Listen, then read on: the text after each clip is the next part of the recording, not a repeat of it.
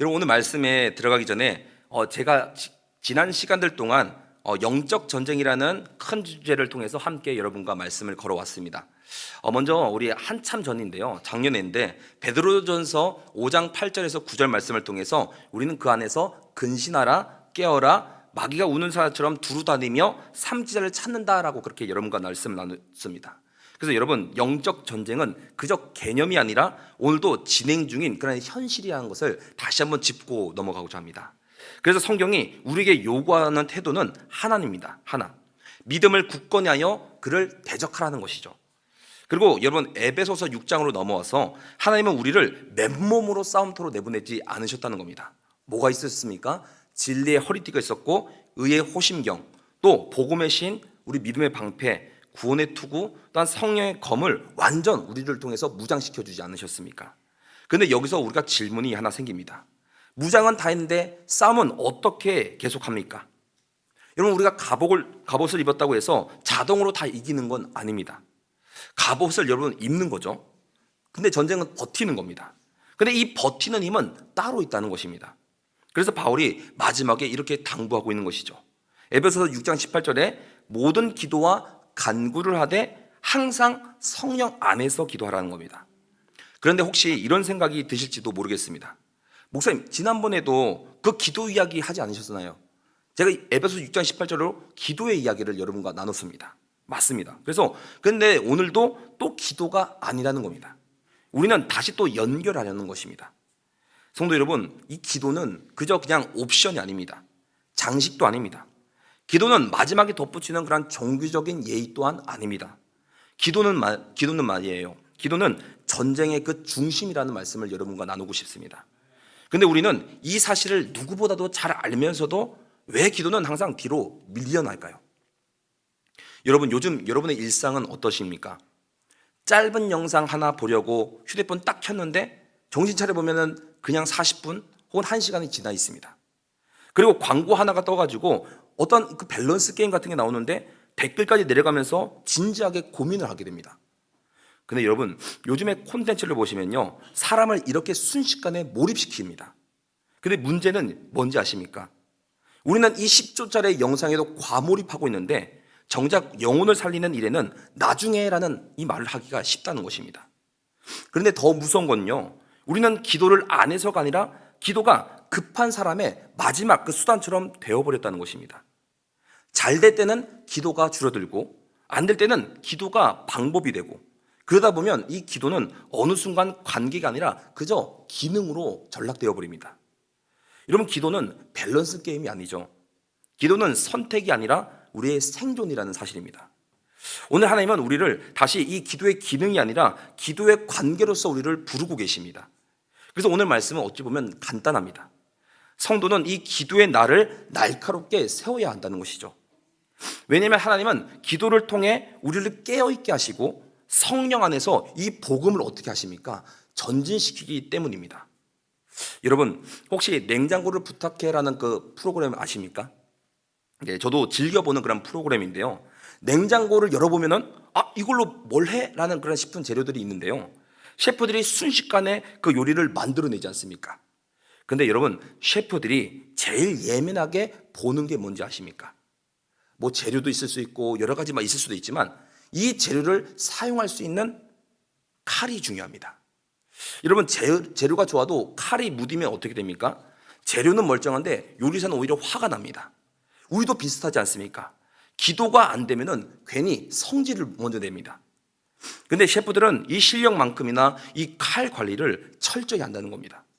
칼을 한번 좋은 걸 잘 사놨다고 해서 그게 끝이 아니라 계속해서 나를 세워야 그 칼이 제 역할을 하는 것이죠. 성도 여러분, 마찬가지로 이 영적 전쟁도 그렇습니다. 하나님께서 우리에게 이 전신갑주를 입히셨지만 그 무장을 작동하게 하는 자리가 있다는 것입니다. 그 자리가 바로 기도의 자리인 줄 믿습니다. 무장은 했는데 우리의 기도가 무뎌지면 싸움에 밀리게 되어 있습니다.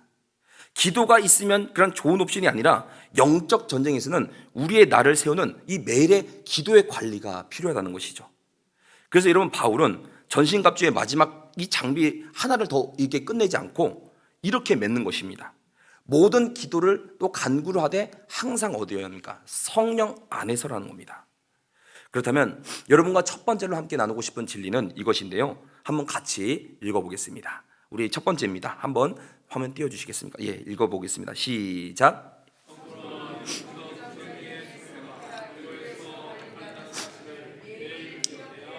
네, 여러분, 성도는 영적 전쟁에서 승패가, 이 영적 전쟁의 승패가 기도에서 갈린다는 이 사실을 매일 여러분 기억해야 됩니다.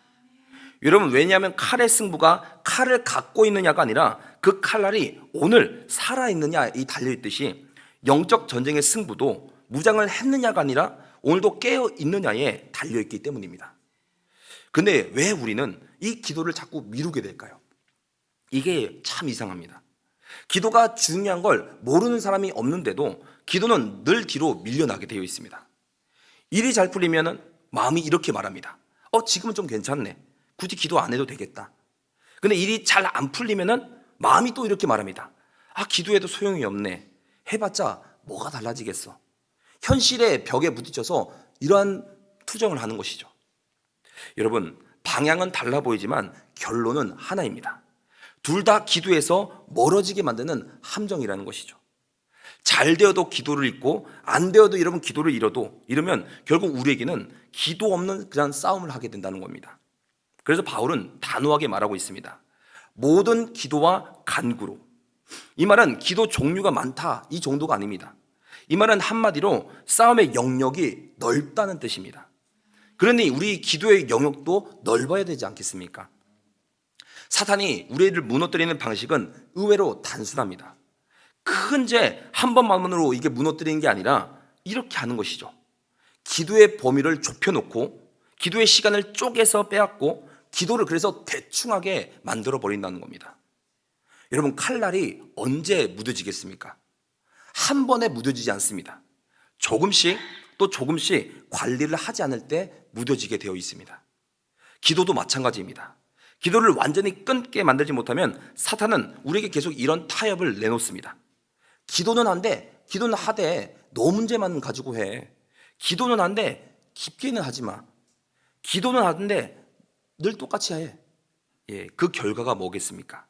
기도는 남아있는 게 분명하지만 능력이 희비해진다는 겁니다. 기도는 하는데 전쟁은 밀립니다. 그래서 성도는 이렇게 해야 되는 것이죠. 성도는 기도의 범위를 갈수록 넓혀가야 합니다. 내 문제만을 놓고 있는 것이 아니라 가정과 교회와 다음 세대와 열방과 복음을 가지고 이 기도의 지평을 날로 넓혀 가셔야 될 줄 믿습니다. 근데 성도 여러분, 오늘 본문에서 정말 충격적인 장면이 하나 나오죠. 바울이 지금 감옥에 있지 않습니까? 바울이라면 우리에게도 이렇게 부탁해도 이상하지 않습니다. 나 좀 빨리 풀려나게 기도 좀 해줘. 이상하지 않지 않습니까? 당연히 그런 걸 놓고도 우리가 기도할 수 있지 않습니까? 근데 바울은 그렇게 말하고 있지 않습니다. 바울이 부탁한 건 딱 하나입니다. 19절, 우리 6장 19절 말씀을 다시 한번 같이 읽어보겠습니다. 시작. 내게 말씀을 주사 나로 입을 열어 복음의 비밀을 담대히 알리게 하옵소서 할 것이니. 아멘. 여러분, 이게 바로 영적 수준인 것이죠. 나의 편안함보다도 복음의 전진을 위해 우선순위를 두는 그런 기도라는 말씀입니다. 성도 여러분, 이게 왜 중요하겠습니까?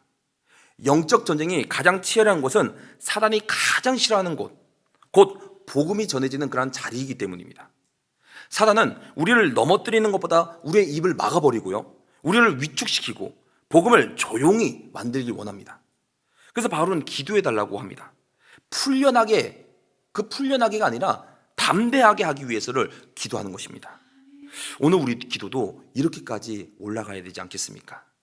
주님, 내 문제 해결에서만 끝나지 않게 하시고, 주님, 복음이 내 입술에서 삶에서 담대히 증언되는 그런 삶을 살게 하여 주시옵소서. 우리 가정이 복음으로 다시 서게 해 주시옵소서. 우리 교회가 복음을 담대함으로 흔들리지 않게 하시고, 우리 다음 세대가 복음으로 인해 부끄러워하지 않게 해달라고. 그리고 우리 자신에게도 오늘 하루 이 입을 열어서 하나님께 말할 그 복음의 담대함을 허락해달라고, 그러한 기도를 하는 저와 여러분 되기를 소망합니다. 성도 여러분, 영적 전쟁의 승패는 결국 기도에서 갈리게 되어 있습니다. 칼을 들고 있느냐가 아니라 오늘도 그 칼날이 살아 있느냐, 이거에 따라서 승부가 갈린다는 겁니다. 그러니 오늘도 기도의 날을 세워 영적 성장에서 승리하는 저와 여러분 되기를 소망합니다. 그런데 성도 여러분, 기도의 날을 세워야 될 이유를 우리가 분명히 앞에 나눴습니다. 근데 이걸 알지만 그럼에도 우리는 또 무너집니다. 왜 여러분 자꾸 우리는 무너질까요? 대부분 여러분 큰 사건 때문이 아니라 뭐 때문일까요? 작은 틈 때문에 생깁니다. 그래서 두 번째로 바울이 강조하는 단어가 뭘까요? 바로 깨어인데요. 이제 두 번째로 함께 나눈 말씀은 이것인데요. 한번 화면을 보고 같이 한번 읽어보겠습니다. 두 번째, 시작.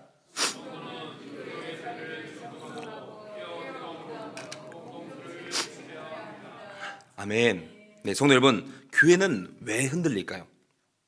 많은 경우에 교회가 무너지는 건 큰 핍박 때문만은 아닙니다. 작은 균열 때문입니다. 여러분 이런 경험 있으시지 않습니까? 어떻게 보면 교회 안에서 회의하다가도 대단한 신앙 논쟁이 아니라 말 한마디, 어떤 표정 하나, 톤 하나로 마음이 딱 틀어질 때가 있습니다. 그리고 그 순간에는요, 이상하게도 그게 세상에서 제일 중요한 그런 싸움처럼 번지게 됩니다. 여러분 솔직히 한번 고백했으면 좋겠는데요, 가끔은요 내용이 중요한 게 아니라 말투가 우리 안에 남습니다. 문제는 해결되는데 마음이 더 꼬이는 때가 있다는 겁니다. 그 말투가 왜 그랬지? 내가 그때 왜 이렇게 말했지? 회의 끝나고 집에 가서도 씻다가도 생각나고, 양치하다가도 생각나고, 심지어 기도하려고 앉아있는데도 생각이 납니다. 그러면 기도가 이렇게 시작되죠. 주님, 제가 틀린 건 아닌데요. 네. 성도 여러분, 그때 정말 중요한 질문이 이겁니다. 내가 지금 싸우고 있는 대상이 정말 그 사람이 맞냐는 겁니다. 바울은 분명히 말합니다. 에베소 6장 18절에 깨어 구하기를 항상 힘쓰며. 여러분 여기서 깨어라는 말은 단순히 잠을 깨우라는 그 말이 아닙니다. 영적으로 깨어 있으라는 그 말씀입니다. 영적으로 깨어 있다는 건 이런 것이죠. 지금 내가 싸워야 될 대상이 사람이 아니라 이 영적인 악인 거구나. 내 마음이 상처받은 척하지만 사실은 내 자아가 건드려졌구나. 이 문제는 말로 이길 게 아니라 기도로 이겨야 되는 문제구나. 성도 여러분, 영적 전쟁에서 가장 위험한 상태가 어떤 것인지 아십니까? 넘어지는 게 아니라 넘어지고 있는지도 모르고 있다는 것입니다. 기도가 식으면 분별력이 흐려집니다. 분별이 흐려지면 싸움의 상대를 바꿔버립니다. 원수와 싸워야 되는데 서로를 원수로 착각해버린다는 것이죠. 그러면 누구만 좋아하겠습니까? 그렇죠. 손도 안 대고 이기는 쪽이 있습니다. 그래서 교회는 이기는 방법을 더 배워야 되는 것이 아니라 먼저 이 전쟁의 판을 넓히 바라봐야 한다는 겁니다. 그 판을 바로 봐놓은 가장 빠른 길이 바로 깨어서 기도하는 것입니다. 그리고 요즘 교회가 특히 조심해야 될 그 적이 하나 있습니다. 바로 분주함입니다. 분주함은 단순히 바쁘다가 아닙니다. 분주함은 이 영혼의 초점이 흐려졌다는 그런 신호라는 것이죠. 여러분 바쁘면요 제일 먼저 뭐가 무너집니까? 기도입니다. 분주할수록 우리 이렇게 말합니다. 기도는 좀 이따가 해야지. 예. 근데 문제는요, 분주함이 끝나고 나서 기도하는 날이 여러분 잘 옵니까? 분주함은 우리 가운데 끝이 없습니다. 끝이 없는 분주함 속에서도 기도가 나중에가 이렇게 되면은 기도는 계속 나중에로만 남게 되어 있다는 겁니다. 중요한 건 늘 시간 날 때 하겠다고는 내가 하는데, 그리고 약속까지도 하는데, 여러분 한번 철저히 나를 돌아보면서 한번 생각해 보시면 좋겠습니다. 정작 우리가 쓰는 그 시간들을 하나하나 날 시간으로 쪼개보면요, 중요하지 않은 것들로만 다 채워서 지금 쓰고 있다는 겁니다. 그래서 기도는 남는 시간에만 하는 그런 종교 활동이 아니라는 것입니다. 기도는 교회가 숨쉬는 방식이라는 겁니다. 기도가 멈추면 교회는 겉으로는 돌아도 속에서는 숨이 계속 가빠지는 것입니다. 말은 많은데 마음은 메말라가고, 사역은 많은데 사랑은 줄어들고, 회의는 많은데 은혜는 갈수록 희미해진다는 겁니다. 그래서 교회는 이렇게 결단해야 되는 거죠. 교회는 그저 예배 참석 자체로만 만족하는 것이 아니라 깨어 기도하는 실제로서 함께 이루어져 가야 될 줄 믿습니다. 그래서 여러분 물론 지금도 여러분 잘하고 계시겠지만 오늘 이 말씀을 나눈 이 수요 예배가 함께 그 출발점이 됐으면 좋겠습니다. 모였다 해서 끝나지 않고 깨어 기도했다는 그 끝나는 밤, 기도를 하고도 여전히 사람에게 칼을 겨누는 그런 밤이 아니라 기도 속에서 우리가 분별함을 얻고 공동체를 그렇게 지키는 아름다운 그런 밤이 되기를 소망합니다. 그런데 성도 여러분, 여기서 또 하나의 마지막 질문이 있습니다. 그럼 우리는 어떻게 깨어서 기도할 수 있겠습니까? 분주함을 이겨야 될 것이고요, 분별력으로 회복해야 되고, 끝까지 기도의 자리를 지킬 힘이 어디서 여러분 나오겠습니까? 어디에서? 바울은 이미 답을 얘기하고 있습니다. 항상 어디 안에서입니까? 성령 안에서 깨어 기도하라는 겁니다. 세 번째로 마지막으로 함께 나눠보겠습니다. 함께 읽어보겠습니다. 시작.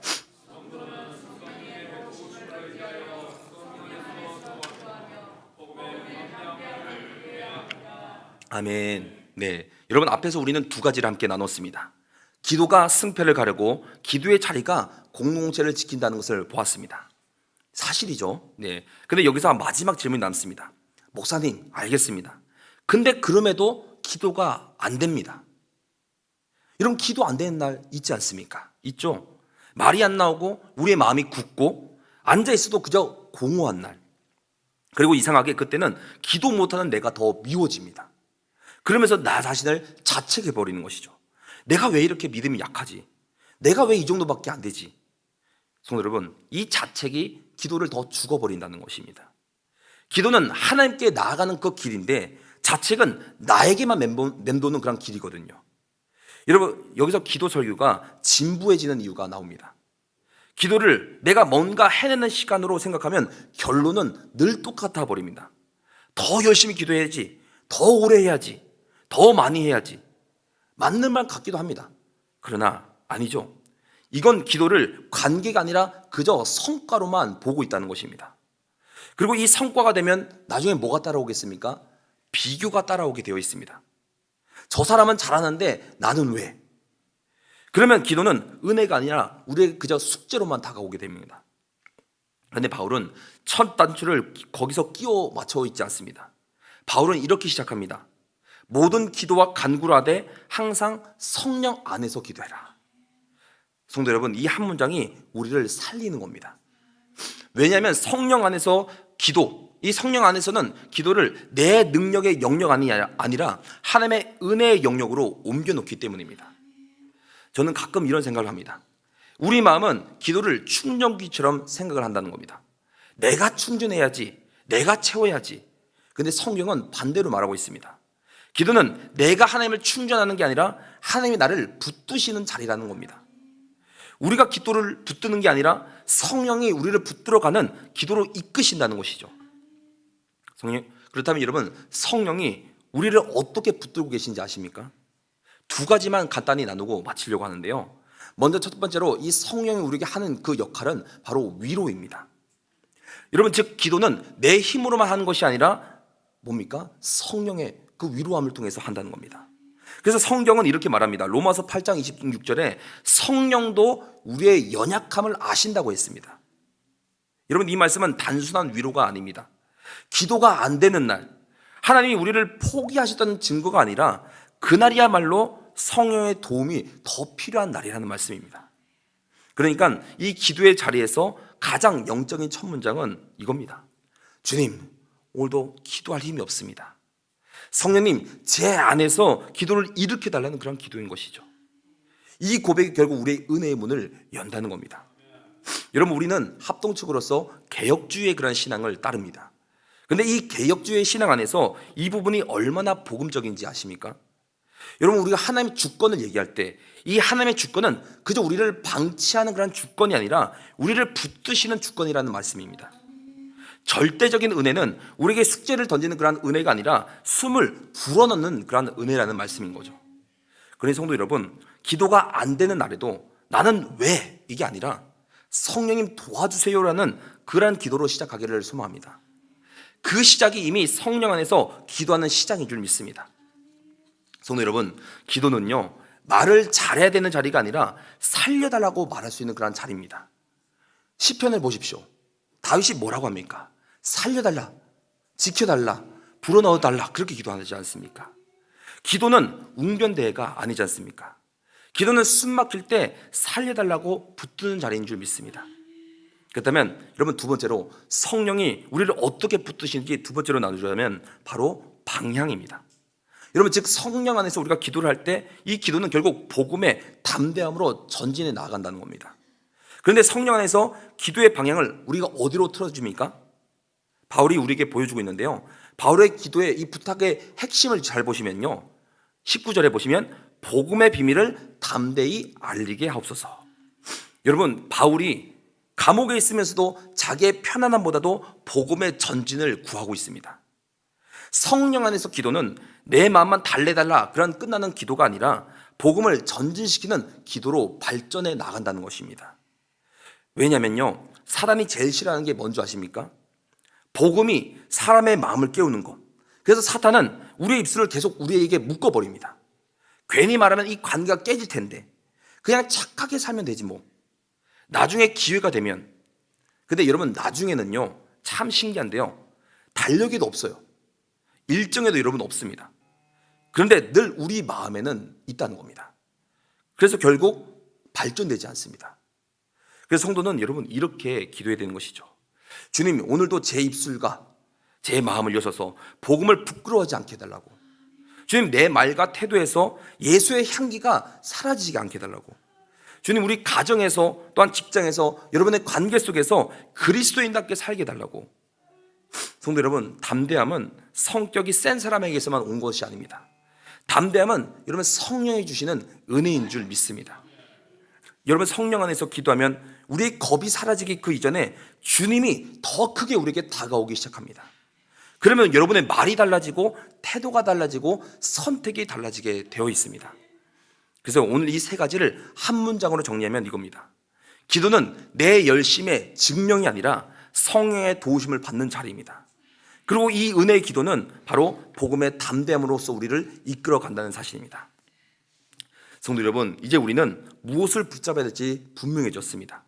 기도로 깨어있고 기도의 자리를 지키며 성령 안에서 담대함을 구할 때 하나님께서 여러분을 통해서, 우리를 통해서 복음을 전진시킬 줄 믿습니다. 여러분, 오늘 말씀을 정리하며 우리는 영적 전쟁을 이야기했지만 결국 이 한 가지를 붙잡았습니다. 하나님이 오늘도 우리를 깨어있게 하시고 기도로 다시 서게 하신다는 사실입니다. 그래서 그 세 가지, 첫 번째 뭐였습니까? 영적 전쟁의 승패는 결국 기도에 갈리게 되어 있습니다. 두 번째는 우리의 기도의 자리를 점검하며 깨어서 공동체를 지켜야 됩니다. 마지막으로는 내 힘이 아니라 성령 안에서 기도하며 복음의 담대함을 구해야 될 줄 믿습니다. 여러분, 기도는 하나님을 설득하는 시간이 아니라 하나님께 붙잡히는 시간입니다. 기도는 분위기가 아니라 이런 방향입니다. 기도하는 사람은 결국 방향이 달라지게 되어 있습니다. 여러분의 말이 달라지고 선택이 달라지고 관계가 달라질 것입니다. 여러분, 하나님은 이 기도하는 성도를 끝까지 붙드실 줄 믿습니다. 그래서 기도하는 교회를 세워가시며 복음을 전진시켜 나갈 줄 믿습니다. 이 은혜 안에서 이번 한 주도, 남은 한 주도 복음 안에서 그 기쁨을 누리는 저와 여러분 되기를 간절히 축원합니다.